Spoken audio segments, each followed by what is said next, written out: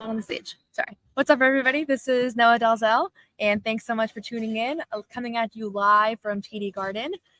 Let me know if you're having any trouble with the chat or with my audio or video. There's an error thing that I guess the streaming platform is having some trouble with YouTube today, but it's out of my hands, so hopefully we're all good to go.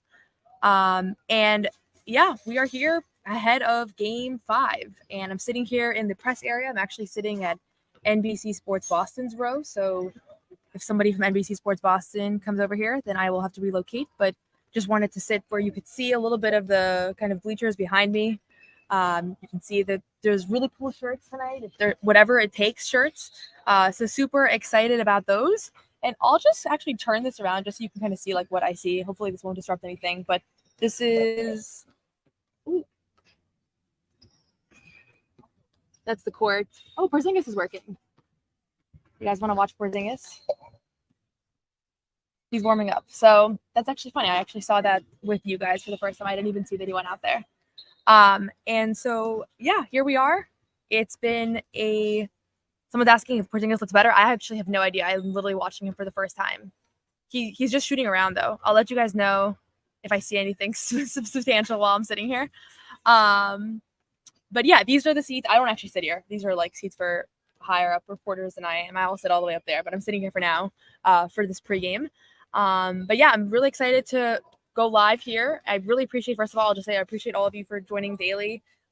This is part of my daily show live from the NBA Finals with Noa Dalzell, and I am super excited about the fact that maybe we're wrapping up tonight because I said I was going to do this every day until the Celtics win the championship, and that could be tonight. Maybe it won't be tonight. If it's not tonight, then I'll go live again tomorrow. We'll talk about what went wrong in Game 5.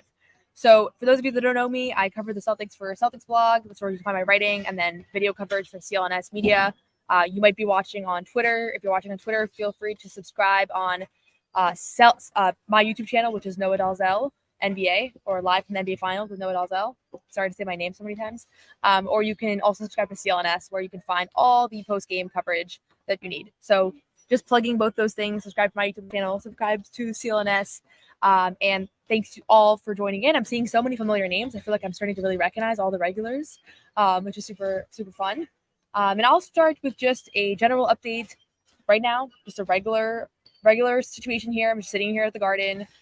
Feels the same as always. I think there's this anticipation around, I see all the reporters crowding around Porzingis, trying to see like if they can post a Twitter clip, which normally I'd be doing as well, but I'm here with you guys.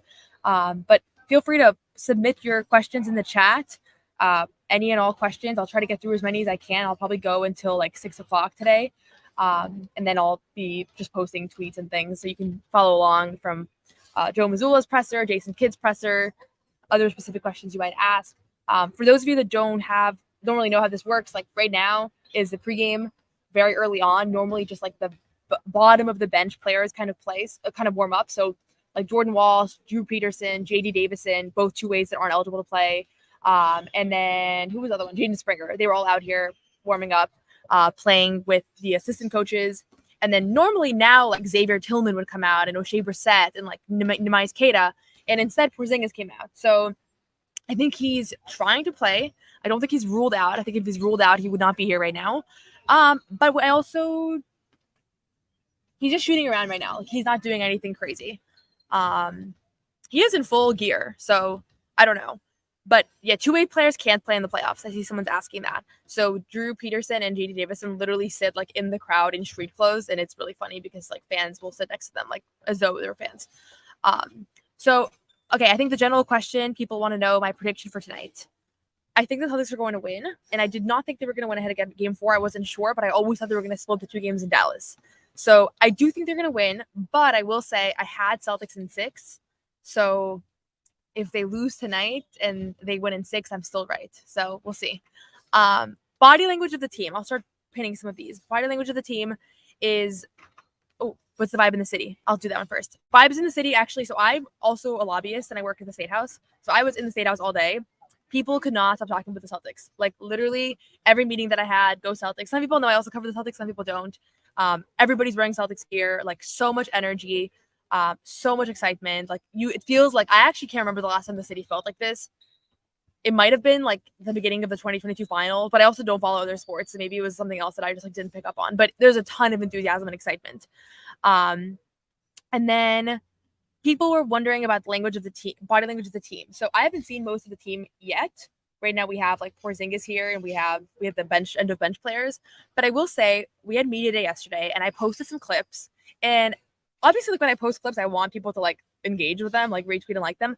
But I hate when they go super viral and people get like super upset about what the tweets are, when I feel like it was a little bit of a misinterpretation of someone's intentions. And I posted clips of Sam Hauser and Xavier Tillman both talking about how they don't feel a lot of pressure for tonight, and everybody went crazy with those. Like Bleacher Report, ESPN, they're all reposting these clips, really mad that they said that and saying like, oh, Celtics are probably going to lose tonight, or like just insinuating that they're coming in with the wrong attitude, which obviously in a few hours we'll get a sense of whether or not they are in the right headspace, because we'll see what the outcome of tonight's game is. But I didn't think that it was a bad thing that's their mindset right now. I think it's actually a good thing that they're very feeling loose and relaxed, and they're not putting like all this pressure and all this weight on the Celtics, on themselves for this game, because they do have another chance after this. And imagine if they put tonight as like tonight's game 7. If we lose this, we have no momentum when we're losing the series. Like imagine if that was their mindset, and then they go ahead and they lose tonight. How do you like bounce back from that, right? So I think part of why Joe Mazzulla was clearly spreading this message, he told everybody 1 through 17 to not put all of the pressure on tonight, is because A, they play better when they're loose, and B, because if you don't win tonight, like you want to have another chance after that.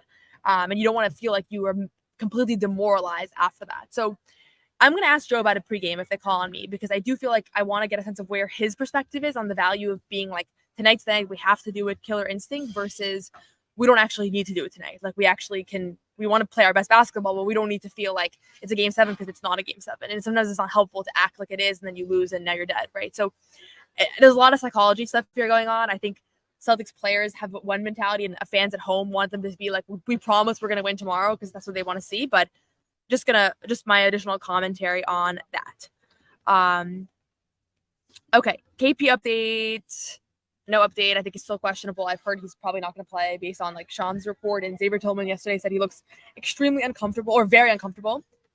As I'm talking to you guys, I'm also like looking over my computer screen and watching him warm up, and right now he's doing like dribble, step backs. I'm almost like, should I like turn around so you guys can watch?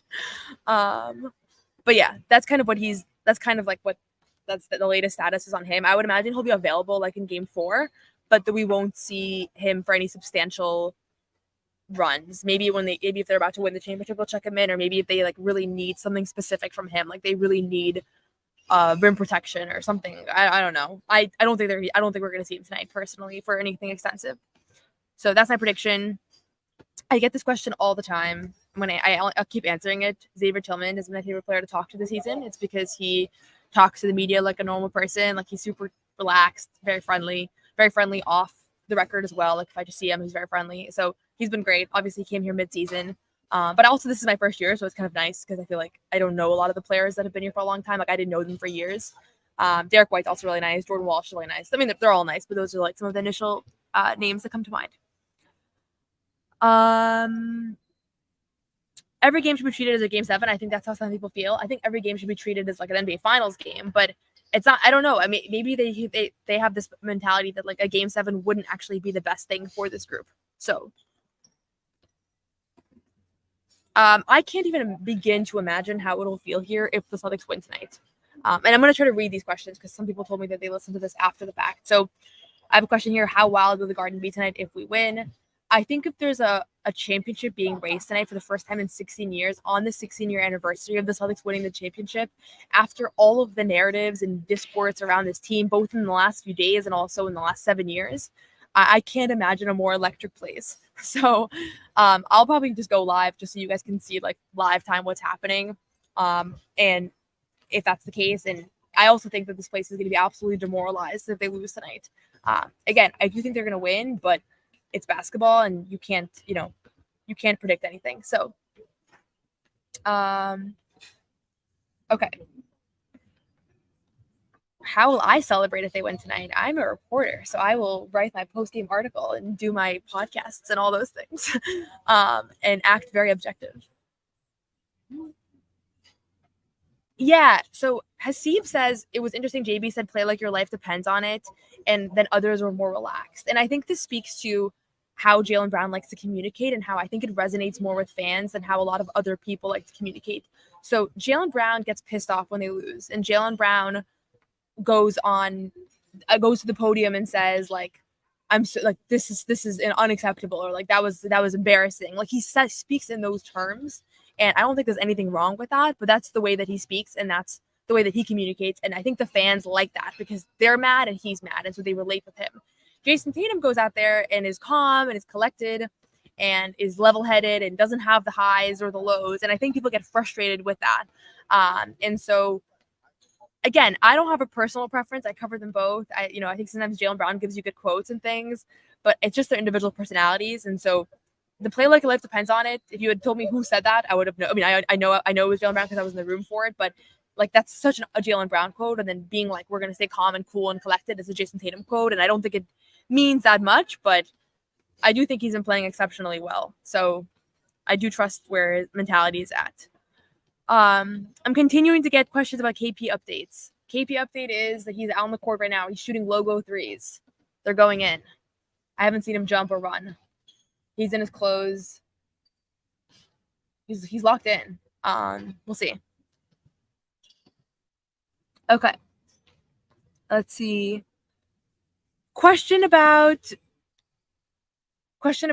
are you concerned about Tatum? He shot very poorly now for a large sample of games, these playoffs/finals and 2022 finals. I am not concerned about Tatum. I feel for him because I've played basketball and I know how frustrating it is when you're getting your work in and you've gotten all your shots in and you're doing everything you can to be in a good shooting rhythm and then you're not. So I feel for him that in the really important time of his career, he's just off.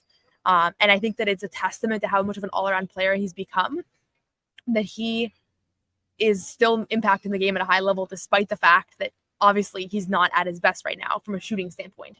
And so he's been cold for a long time. Like I thought by now he'd break out of it. And every game I still think tonight's the night he's going to break out of it. And even if he starts and hits his first few shots, I feel like every single game he's at the end, when I look at his box score, he's shot like 40%. So he's due for one. I think that he'll continue to impact the game at a high level. But to me, the most important thing is that he continues to play the right way. And it's the way he was playing like in game one, where he's racking up assists and he's not overly concerned about the fact that, the shot's not going in. He doesn't need to force it. Like to me, a playmaking Jason Tatum, when you have a bunch of all-star or borderline all-star teammates, is the best result possible. So I'm not concerned about his shooting as long as he continues to be a facilitator the way that he has been. Question here about Tatum always saying we. Yeah, Tatum says we about everything. He gets asked about Jaylen Brown. He says we as a team. He gets asked about his own performance. He says we. I think it's a PR thing that he learned or like a rule that he has for himself. I don't even read into it now because it's just it's like an automatic thing. He's so like intentional with his words that I don't think it's a coincidence, but yeah. Question about what the crowd is going to be like tonight. Well, it better be the best crowd of the season. That's all I have to say because I do think the crowd during the regular season is oftentimes better. One of my best friends was at the watch party and I was in Dallas, but she said that it was crazy in here. It was so good. And it was like $20 entry tickets, right? So kind of sucks that the crowd was so good and the players weren't even here to experience it. But these tickets were really expensive. I hope that real fans were still able to get in and that the people that are here are like thrilled to be here and are not going to like lose their interest and excitement just because the Mavs went on a 10-0 run, which is going to happen because it's a basketball game and it's a 48-minute game. So I think the crowd is going to be crazy from the jump. That's like inevitable. And it always is. Like I was here for Eastern Conference Finals Game 7 last year. Crowd was insane from the jump. But the thing is that is it going to be able to maintain that through adversity? Like that is always the thing for me is, are you going to be able to continue to be a good crowd when things don't go right? And that's where this crowd has been up and down this year. So if you're going to the game, lock in. If the Mavs are on a run, or I should say when the Mavs are on a run, because they're going to be on a run, stay engaged because, you want the players to not get steamrolled. You want the players to not lose their energy. Like the crowd has to be a part of that. Sometimes I think this team plays better on the road because of that, right? They don't want to, like that feeling of a crowd like dying is just, I'm sure it sucks. I've never played in front of a crowd like that. I played in front of my high school crowd with like 10 people, but okay. Confidence level for tonight. I think they're going to win. I'm not 100% confident. I'm not going to guarantee anything because it's a basketball game and, it's ultimately like a lot of it is out of our, even if you're like the best predictor in the world, you can't possibly guarantee that. but I don't think they're gonna have a letdown game. Like if they lose, I think it'll be close. I don't think we're gonna see anything like we saw in Game 4. But I have to say, I do think there's a lot of pressure on them right now. Like the Mavs said, there's no pressure on us. PJ Washington this morning said there's no pressure on us. The pressure's on them. And I get what he's saying, even though it doesn't really make a lot of sense because the Mavs, if they lose tonight, they're out, and the Celtics still have a 3-2 lead in the finals. The pressure is on the Celtics. Like just the concept of potentially being the first team to blow a 3-0 lead, like I can't even imagine how it feels as a player to think that like that could be them, right? And last year the Mavs had that pressure on. I mean, the Heat had that pressure on them, and the Celtics were playing more free, and I think that's what enabled them to get back in that series. So that's why the whole dialogue and discourse around pressure and playing loose and playing free, like I think that's why Mazzulla is being so intentional in his words. This is a guy that has studied championship runs for decades. Like he has looked into every playoff team. He's like a scholar of the game and of the psychology of it all. So I don't think he just said that randomly. Like I think he has a reason that he pushed that on them. Question about O'Shea. Does O'Shea Brissett get minutes? Where's O'Shea? I think he's going onto the court soon. I do think that we will not see him. I should have said I do not think we'll see him. I really like O'Shea. I think that a game like last game where they just clearly were lacking energy. I wish coaches did this more, but like they clearly did not have it, right? They didn't have it in Game 4. Nobody had it. Why not throw O'Shea in just to see if he can help? I would have subbed him in, but generally speaking, coaches don't do that. They don't throw in like the energy guy just because they need energy in a second quarter of a game where their starters are playing terrible. I don't think we're going to see him tonight. I wouldn't be opposed to it. You're losing a little bit on offense, but what you're gaining from a hustle and energy standpoint. Xavier Tillman had his moment in the series. Peyton Pritchard had his moment in the series. Sam Hauser has had his moments. Why not have O'Shea have his moment on Bruto Championship? X factor for both teams, I would say Kyrie and Tatum. They're two of your stars that have been inconsistent. If they're both on, we're going to be in for a good game. If one of them's on and the other one's off, we're probably looking at a win for the team, the player who's on. Do you think we get Pritchard a 3-game? I'm assuming this means like, do you think we get a game where Pritchard is making a lot of threes? He's another guy due for some good shooting. He was like 1 for 17 from the field for the finals until he had a couple shots like in garbage time and blowout minutes last game. Again, I don't think it's the moment's too big for him. I don't think he can play in the finals. I think he's in a little bit of a rut right now. Like he was shooting really well earlier in the playoffs, and I think he's going to snap out of it, and he's in the rotation. Like he's not going to not play tonight. I've gotten so many people messaging me over the last few days being like, get Pritchard out of the rotation. Like also funny when people say it to me, get him out, because like I have no control over it. But I know people are frustrated with his play because he's viewed as a liability defensively and on the rebounding wise, and he was last game. And when a shot's not falling, you're kind of like, what is this for? But he has done a lot to be a contributing member of the team, and I do think that we're going to see him contribute tonight, and he'll play his usual 10 minutes, even if not more than that. Someone here said stop just looking at shooting. Tatum has been doing everything on the court. Shooting percentage isn't an important stat. I don't know if this is at me or at other commenters, but you're preaching to the choir. I think Tatum has had a really good postseason run. I just think the fact that he's been able to, despite the fact that he's shooting poorly, is a testament to like how dominant he is. Because normally when a player is not shooting well, you're able to just like let them shoot, and he's gonna miss his threes because he hasn't been shooting at a high clip, and you start to be able to get in their head. And I think he's continuing to impact every level of the game. So I think he's had a good playoff run. I just don't think he's had a good shooting run, and he's not Steph Curry, right? So that's not like what his game is. It's just a part of his game that has just not been, been a little bit betraying him. Do you think Joe relies on Tillman or Cornette to replace KP in the rotation? I would expect that we see more Xavier Tillman minutes. I know people weren't like thrilled with how Xavier Tillman looked in Game 4, but my reaction to that is that nobody looked good in Game 4. So I'm not like overly concerned about how Tillman looked. I think it was just across the board. Nobody looked good. And Cornette, we haven't seen him in the series. I don't think they're going to mix it up and throw him in there. I thought Tillman actually held up pretty well defensively, even in Game 4, like the switching defense. Obviously in Game 3, he was huge. I thought he did a great job on Luka and Kyrie. Hit that 3, looked comfortable offensively. Started at Game 4 with an and 1. Like he's just looked comfortable to me. So I think they're going to continue to go with him to replace KP in the rotation. Finals MVP, if everybody closes it out, if Celtics close it out tonight, is probably Jaylen Brown. That being said, 4 out of the 5 games have been played, and tonight if someone has a huge game tonight, they could be the front, the front runner for MVP. So I think that Jaylen Brown they both have like similar games tonight. Jaylen Brown will get it. If Tatum has like a 50-point night, he'll get it. Like, I don't think the gap between them is that significant where he doesn't have the potential to pull it out tonight. I saw Jaylen did a sit down with Malika Andrews from ESPN and said, obviously it's important for me to win Finals MVP and I want to, but it's not the end all be all. And then referenced a bunch of like legends that did not win all the final MVPs. And Porzingis is playing defense. This is kind of wild. I haven't seen him do that. Sorry, I'm distracted. He's like guarding some of the coaches now. Maybe he plays tonight. I don't know. Okay, I'm falling behind in these messages. Okay. I'm going to try to be quicker and answer these questions. Agree, no reason that Tatum can't snap out of the slump. Maybe tonight. Maybe it'll be tonight. Did O'Shea carry his camera? I don't see O'Shea right now, but he is frequently with his camera all the time doing Brizzy files. Even when like I interviewed him the other day, he like had his camera on his lap. He was doing his media availability at a Celtics PR person recording him while he was doing it. So it's pretty fun. I'm sure if they win the finals, we're gonna see a legendary video from O'Shea Brissett. Okay. Someone says Leslie Roberts says O'Shea is great, but he can't get a bucket. Offense is the problem. I don't think offense is the problem. I think that they were stagnant because the defense and the rebounding was bad, personally. And that's what Tatum said as well. He said like the offense was a result of the defense. So I don't, O'Shea is obviously not a guy you're going to for a bucket, but I think that's kind of where I'm at.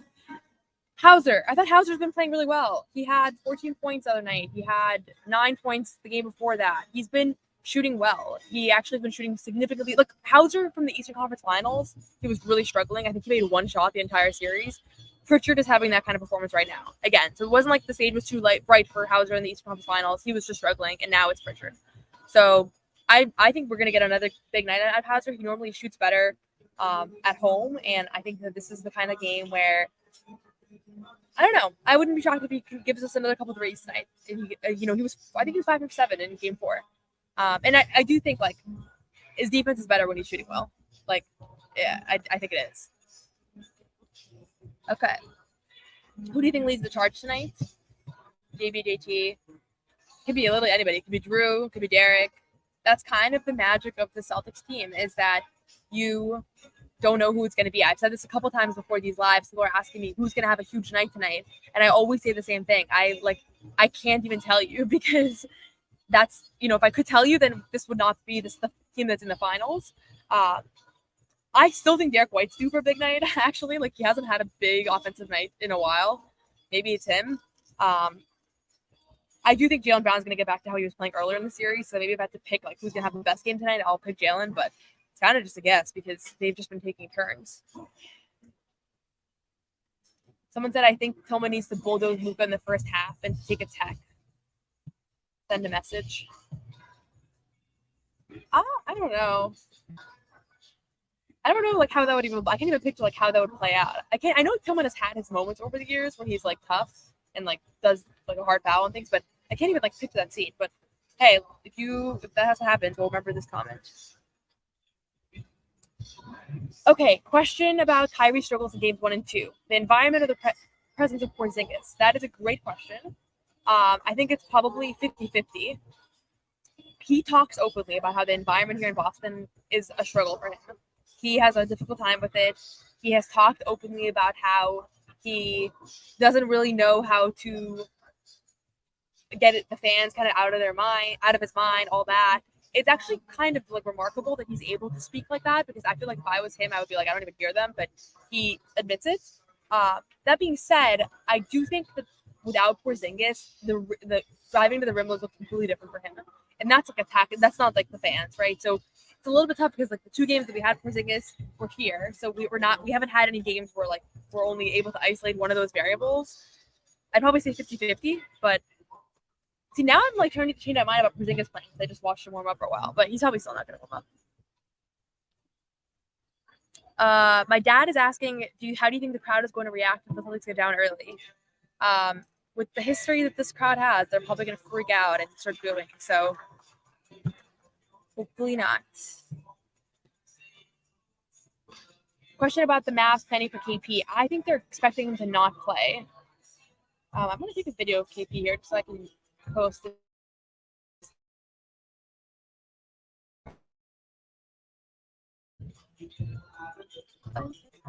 He's like doing a lot right now. Okay. Someone is asking, what's a good place to see the game that's not at TD? I'm from Boston. I went to high school, college, grad school here. I'm still frustrated. I have not found a great place to watch a Celtics game. I think Banners is going to be great just because it's right next to TD Garden. I would try to be as close to downtown as possible if you can, just because if they win, you want to be near all the action. Another good place is the Greatest Bar. I've watched a lot of NBA games there.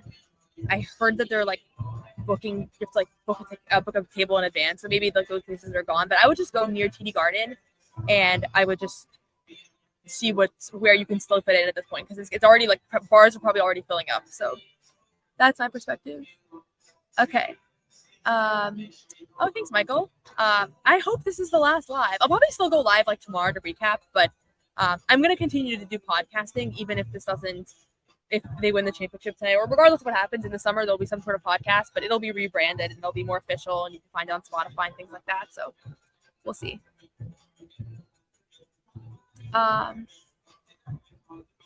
Yeah, Xana's posted on X that he's seeing KP doing a lot of movement. Yeah, that's what I'm seeing as well. He just walked off the court by Porzingis. Yeah, I feel I have like FOMO from not having been able to post any of those clips, but yeah. Okay. These comments are honestly unacceptable. Do I have a crush on Jaylen Brown? I'm admiring Jaylen Brown because he's been one of the best players in the postseason. So that's my answer to that. Okay. Question about. Okay,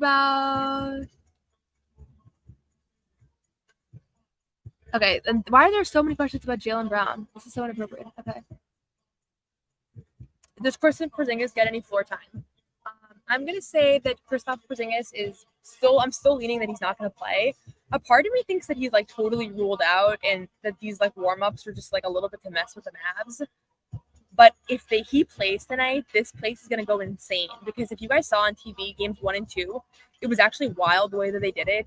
They had him in the back and the team came out. They had like the regular introductions and all that, and then like 5 or 6 or 7 minutes later, they have the Jumbotron on Porzingis, and he's in the hallway, and he's like, it's like WWE style like entrance, and everybody was going nuts. The camera was like following him down. So if they do something like that tonight, I think we'll know that he's playing. It would just be awesome. I don't think that's gonna happen, but it's on the table. Okay. Update on Luka's health. Luka said at this time of year, everybody's struggling a little bit.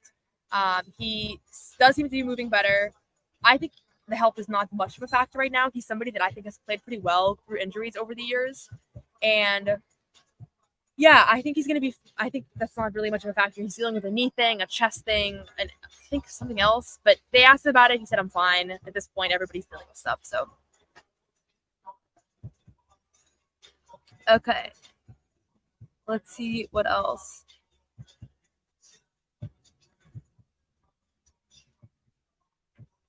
I'm just trying to find a comment.